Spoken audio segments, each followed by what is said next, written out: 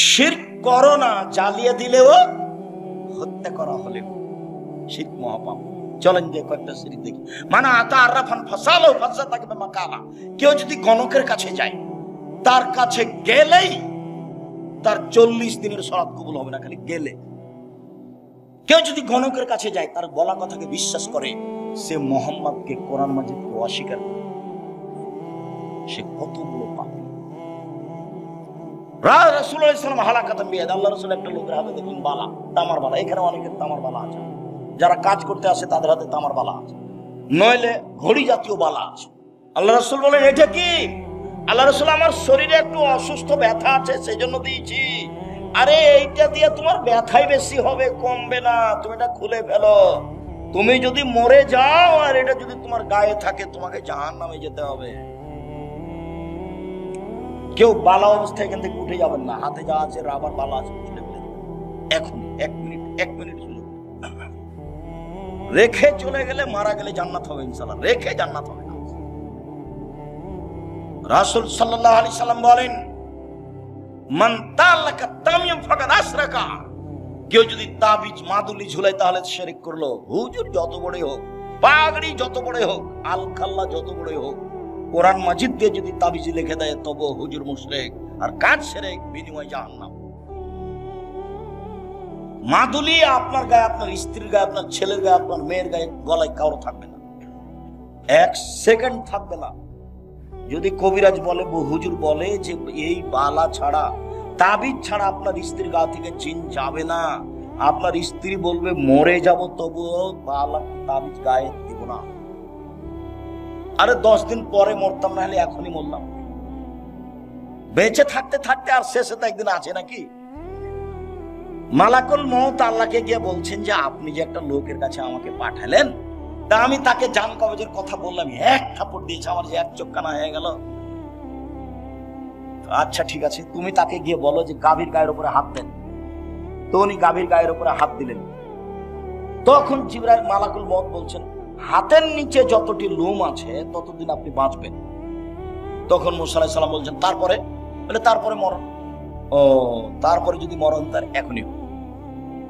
ইনি মুসা আলাইহিস সালাম 1 থাপ্পড় দিয়েছিলেন মালাকুল মউতকে। হাদিসটি হাদিস বুখারী মুসলিম। চোখ একটা নষ্ট হয়ে গেছিল, এটা হাদিস বুখারী মুসলিম। কিভাবে কি এগুলো আমার ভাববার সুযোগ নেই। আল্লাহ রাসূল যেভাবে বলেছেন সেভাবে বললাম। তো তাবিজ দিয়ে যদি মরণ হয়, হোক কি আছে, 2 দিন পরে তো মরাই লাগবে। করোনা দিয়ে আমি 1 ঘন্টা বেঁচে থাকতে রাজি নই, এ দিয়ে মাস্ক দিয়ে। এরকম কাজ আমি আপনারা যে কিছু করিনি, করবো না। পৃথিবী যতই সংকীর্ণ, আমি যখন উঠে গেছি তখন বিমানবালা আমাকে বলছে মাস্ক লাগান, ধৈর্য ধারণ, মাস্ক লাগান, ধৈর্য ধারণ। আবার পরে শুনছি মাস্ক লাগান, ধৈর্য ধারণ। আবার এসে বলছি তোমার চোখ ছিল না যখন আমি বিমানে উঠি, তখন তুমি আমাকে না করে দিতে পারো? মনে রেখো আমি আপনারা যাকে নিয়েছো মাস্ক লাগিয়ে ভাগ্য বাড়াতে লাগে।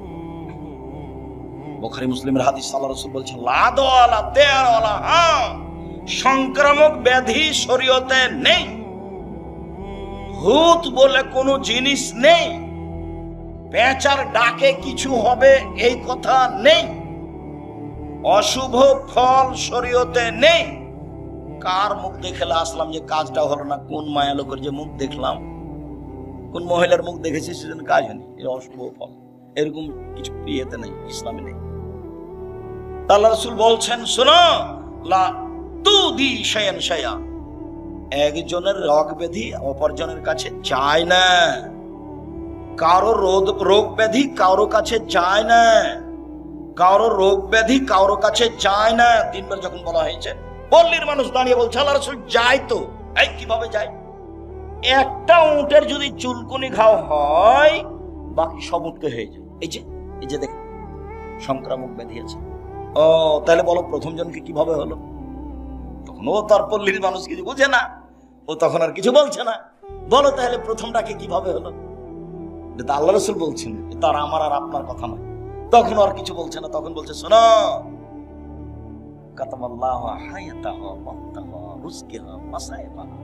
আল্লাহ যখন মানুষকে সৃষ্টি করেছেন, প্রাণীকে, তখন লিখে দিয়েছেন 1 তার মরণ, 2 তার জীবন, 3 তার রুজি, 4 তার বিপদ আপদ করোনা ভাইরাস।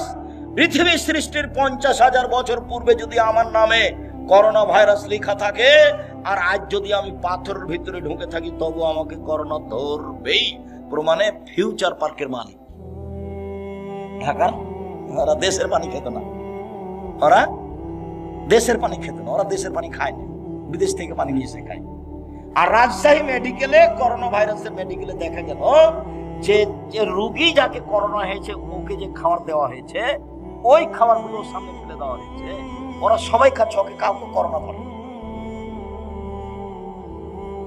আর ওর বউ স্বামীর ভালোবাসার গায়ের সাথে গাও লাগিয়ে শুয়ে আছে, ওর বউকে করোনা ধরলো না, আর আমাকে নাকি 3 ফুট দূরে থাকতে হবে। 3 ফুট দূরে।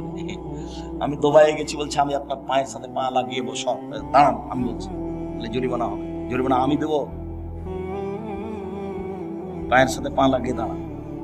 প্রায় মাসখানেক ছিলাম, আমি ভাবছিলাম যে বিমানবন্দরে যখন যাবো তখন মনে হয় আমার টিকিট হবে না, কেন আটকাবে, কত যে জরিমানা আছে আল্লাহ জানে। দেখা গেল কিছু হলো না, তাহলে আমার কোনো জরিমানা হয়, আল্লাহ বাঁচাচ্ছে। করোনা ভাইরাসের আমি 5 পয়সা দাম দিই, সরিষা সম পরিমাণ। করোনা ভাইরাসের লোককে দেখতে গেছি, আমার তো একটু ধাক্কাও খায়নি যে পাশে যাব, এরকম আমার কোনো অন্তরে ধাক্কা খায়নি। শীত মাস্কে করোনাকে ঠেকানো হবে, এটা কি শিরক। এখন মাস্ক, এই যে ধুলাবালি আছে, জীবনে দিয়ে থাকেন, সবসময় দিয়ে থাকেন। আমরা চাপাই না ওদের মানুষ গরুর পায়ে মশুরি কালাই এগুলো মারা বুঝেন কিনা আপনারা? তো যখন দেখি যে নাকে এমন কিছু ঢোকে, আমার আব্বাকে দিতে দেখি না, আমাদেরকে বলেও নি কিছু। এখন দেখছি যে দেওয়া ভালো। নাকটা যখন ছেড়েছি তখন এত ময়লা বের হয়েছে। গরুর উপরে গরু নিয়ে ঘুরেছি, ওই মশুরি কালাইয়ের উপরে। আমার আব্বা তো কৃষক মানুষ, আমি কৃষকের সবকিছু বুঝি, আমি এই করতে পারি। সম্মানিত দিনী ভাইগণ, দাখালা রাসূলুল্লাহ সাল্লাল্লাহু আলাইহি সাল্লাম মক্কা ওয়া হালাল মক্কা 300 নসব।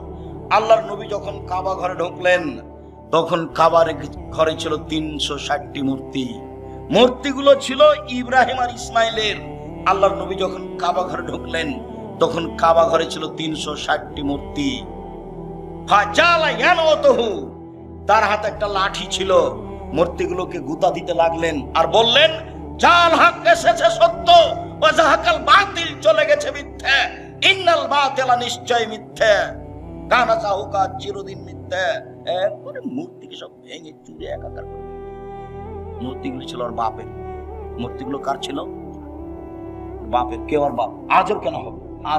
আজবই কথা। ইব্রাহিম আলাইহিস সালাম। ইব্রাহিম আলাইহিস সালাম যে মুহাম্মদ সাল্লাল্লাহু আলাইহি ওয়াসাল্লামের পিতা সমতুল্য, মেরাজের হাদিসে বুঝতে পারেননি? সপ্তম আকাশে যখন জিবরাইল গেলেন, তখন আমাদের নবীকে বলছেন, হাজা আদম, হাজা আবুকা ফাসালিম আলাইহি, ইনি আপনার বাপ, ইনি আদম, আপনি তাকে সালাম দেন। আমাদের নবী একটু আগিয়ে গিয়ে বলছিল, আসসালামু আলাইকুম ইয়া আবি, আব্বা আপনাকে সালাম। তখন ইব্রাহিম আলাইহিস সালাম বলছেন, ওয়া আলাইকাস সালাম ইবনি সালেহ, নবী সালেহ, ও আমার সৎ ছেলে, সৎ নবী, তোমাকেও সালাম। দেখেন তো বাপ বেটা। আর আপনার স্ত্রী শোকে যে প্লেট কিনে রেখেছে, সেগুলো হলো চিংড়ি মাছ। দেখেন শোকে যে প্লেট আছে, আর বাটিটা, তরকারির বাটিটা হচ্ছে রুই মাছ, কাতল মাছ। চিরুনিটা পশু প্রাণী, কাঁকড়া দিয়ে ভর্তি। যদি সত্যিকারী মুসলমান হন, মোমেন তো পরে, মুসলমান হলে আজকে বাড়িতে গেলে একটাও থাকবে না। সব যা আছে, পুতুল আছে, মূর্তি আছে, প্লেট আছে, সব ভেঙে ফেলে দিতাম, প্লেট ভেঙে ফেলে দিতাম। একবারে গিয়ে শোকেস থেকে ওই বাটিটা, যেটাতে রুই মাছ আছে, একবারে ভাত কেটে ফেলে। তাহলে তুমি আসলে তোমার ভিতরে ঈমান আছে না, তুমিও মনে হবে।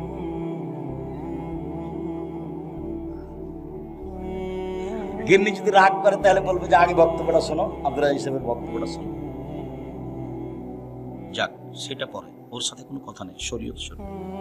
সম্মানিত দিনী ভাই বোন, এইসব কিছুই হচ্ছে শিরক। খারাজা রাসূলুল্লাহ সাল্লাল্লাহু আলাইহি সাল্লাম ইলা হুনাইন, আল্লাহ রাসূল হুনাইনের যুদ্ধে বের হলেন। মাররা বিসাজারাতিল লিল মুশরিকিনা, মুশরিকদের একটা গাছের পাশ দিয়ে যাচ্ছিল নিকলাল্লাহ জাত আনওয়াত। সেই গাছের নাম হলো জাত আনওয়াত, গাছের নাম হলো জাত আনওয়াত। ইউআল্লিকু আসলিহাতাহু আলাইহা, মুশরিকরা ওদের তরবারি গাছে ঝুলাতো, ওই গাছের নাম হলো জাত আনওয়াত। তখন সাহাবীগণ বলছেন, আল্লাহর নবী, ইজাল্লানা জাত আনওয়াতিন, আপনি আমাদের জন্য একটা গাছের ব্যবস্থা করে দেন না। ওরা ওই গাছ থেকে সুবিধা ভোগ করে, আমাদের জন্য একটা গাছ নির্ধারণ করে দেন, সেই গাছে আমরা তরবারি ঝুলাবো, তাহলে আমরা যুদ্ধে জয় হবে, সেখানে একটা বরকত হবে। তখন আল্লাহ রাসূল বলছেন, সুবহানাল্লাহ, লা ইলাহা ইল্লাল্লাহ, সুবহানাল্লাহ। এই কি কথা? হাজা কামা কালা কম মুসা, এটা তো হলো মুসার সম্প্রদায়ের মতো কথা, এটা তো হলো মুসার সম্প্রদায়ের মতো কথা। মুসার সম্প্রদায় বলেছিল, ইজাল্লানা ইলাহান কামালাহুম আলাইহা, ওদের যেমন মাবুদ আছে, মুসা আপনি আমাদের এই জন্য মাবুদ করে দেন। সরস্বতী, ভগবতী, কালী, দুর্গা, লাত, মানাত, উজ্জা। কালীকে বলবো সিজদা করার সময় বিচার মাঠে আল্লাহকে বলে পার করে নিও। দুর্গাকে বলবো বিচার মাঠে পার করে নিও সিজদা করে। কালী, দুর্গা, সরস্বতী, ভগবতী বলবো বিচার মাঠে পার করে নিও। মুসা আমাদের জন্য একটা মাবুদ করে দেন, যেমন ভাবে ওদের মাবুদ আছে, আমাদেরও বিপদ থেকে পার করে দিবে। লা হাওলা ওয়ালা কুওয়াতা ইল্লা বিল্লাহ, নাউযুবিল্লাহি মিন যালিক। আল্লাহ নবী বলেন, সুবহানাল্লাহ। এই কথা, যা কিছু করলেন মনে করবে এতে কল্যাণ আছে, সেটাই হলো শিরক। যার জন্য দিবস শিরক, তোমার মা দিবস হোক, নাহলে তোমার বাপ দিবস হোক, নাহলে পায়খানা দিবস হোক, এটাই সব শিরক। রাসূল সাল্লাল্লাহু আলাইহি সাল্লাম বলেন, মান হালাফা লিগাইরিল্লাহ ফাকাদ আশরাকা, কেউ যদি আল্লাহ ব্যতীত অন্যের নামে কসম করে তাহলে শিরক হলো। মায়ের কসম শিরক, দুই চোখের কসম শিরক, ছেলের মাথায় হাত দিয়ে কসম করছি টাকা নিয়ে, এটা শিরক। তুলসী গাছ তুলে ফেলা যায় না, এই কথা বললে শিরক হবে। ঘরের উপরে কাক ডাকছে, কুটুম্ব আসতে পারে, এই কথা বললে শিরক হবে। হাত থেকে গিলাস পড়ে গেল, কে আসবে, এই কথা বললে শিরক হবে। রাতে লোহা হাতে করে বের হতে হবে, নইলে চোরাচুন্নি পাখি বাচ্চা ধরতে পারে, এই কথা বললে শিরক হবে। শুনুন, সূর্য ডুবার সাথে সাথে বাড়িতে আলো জ্বালাতে হবে, নইলে শিরক হবে। এই যে দেশ ট্রাভেলস, গাড়িতে আছি, সূর্য ডুবার সাথে সাথে আলো দিয়ে দেয়, চালাই সুপারভাইজার শোনা, এখানে গাড়িতে আলো দিলে কেন? বসে বলেছে, বসে বলেছে সূর্য ডুবার সাথে সাথে কি করতে হবে? গাড়িতে আলো দিতে হবে। কে বলেছে? বাবা শাহ মখদুম আলাইহিস সালামের পবিত্র ভূমি। এই ছেলে শোনো, রাজশাহী শাহ মখদুমের পবিত্র ভূমি না আল্লাহ? প্রতিদিন শিরক করছে সব। বাংলাদেশের অফিস, আদালত, কোর্ট, করাচি, শিক্ষা প্রতিষ্ঠান, বই, পুস্তক, বাড়ি, ঘর সব শিরক দিয়ে ভরা। আমরা জানি ঝড় বৃষ্টি বন্যা চলে বিপদ সীমার উপর দিয়ে, ভারত, বাংলাদেশ, পাকিস্তানে শিরক চলে বিপদ সীমার উপর দিয়ে। আল্লাহ তুমি বাঁচাও। পৃথিবীতে সবচেয়ে বড় পাপ হলো শিরক। আল্লাহ রাসূল বলেন, আকবারুল কাবায়রা সালাসা, সবচেয়ে বড় পাপ তিনটি, তার এক নম্বর বড় পাপ হলো শিরক। শিরক মহা পাপ। শিরকের পাপ ক্ষমা হবে না বিচারের মাঠে, এখন হবে। শিরকের পাপ ক্ষমা হবে না বিচারের মাঠে, এখন হবে।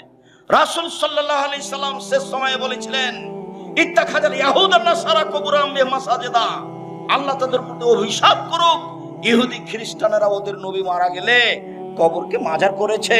কবর মাজার, যদি কবর মাজার যদি মসজিদ হয়, তাহলে সেই মসজিদে সালাত হবে না, বিড়াল দহের মসজিদে সালাত হবে না। এই দেশে যত আল্লাহ রাসূল বলছেন, লা তুসাল্লু আলাল কবরে ওয়ালা ইলাইহা, কবরের উপরে সালাত আদায় করো না, কবরের দিকে সালাত আদায় করো না। ওয়ালা তুসাল্লি বাইনাল কবরে, কবরের মাঝে সালাত আদায় করো না। মসজিদের ডানে কবর থাকলে মসজিদ বাতিল, বামে থাকলে বাতিল, সামনে থাকলে বাতিল, পিছনে থাকলে বাতিল, ভিতরে থাকলে তো আগেই বাতিল। এইসব মসজিদে সালাত হবে না। আল্লাহ রাসূল বলছেন, কবরের দিকে মুখ করে সালাত আদায় করো না, কবরের উপরে করো না, কবরের পাশে করো না, সব গড়ার নিষেধ। এই মাসের পত্রিকা যেটা এখানে আছে, পত্রিকা এতে এই হাদিসগুলো দেওয়া আছে, একটা না। আমি জানি না আপনাদের জামিয়া সালাফিয়ার আল ইতিসাম পত্রিকার সাথে ভালোবাসা আছে কিনা। দেখেন, মনটা ছোট করে কোনো লাভ নেই। মাসে 30টা টাকা খরচ করে একটা পত্রিকা রাখবেন না, আমি দুঃখিত। লক্ষ লক্ষ টাকা তার পিছনে খরচ আছে। বিদেশি মহাদেশ দিয়ে সেই পত্রিকা লেখা হয়, যাদের থাকা ভিন্ন, খাওয়া ভিন্ন, আর আপনি 30 টাকা মূল্যায়ন করতে পারলেন না। আপনার 30 টাকা আমার কাছে 30 লক্ষ।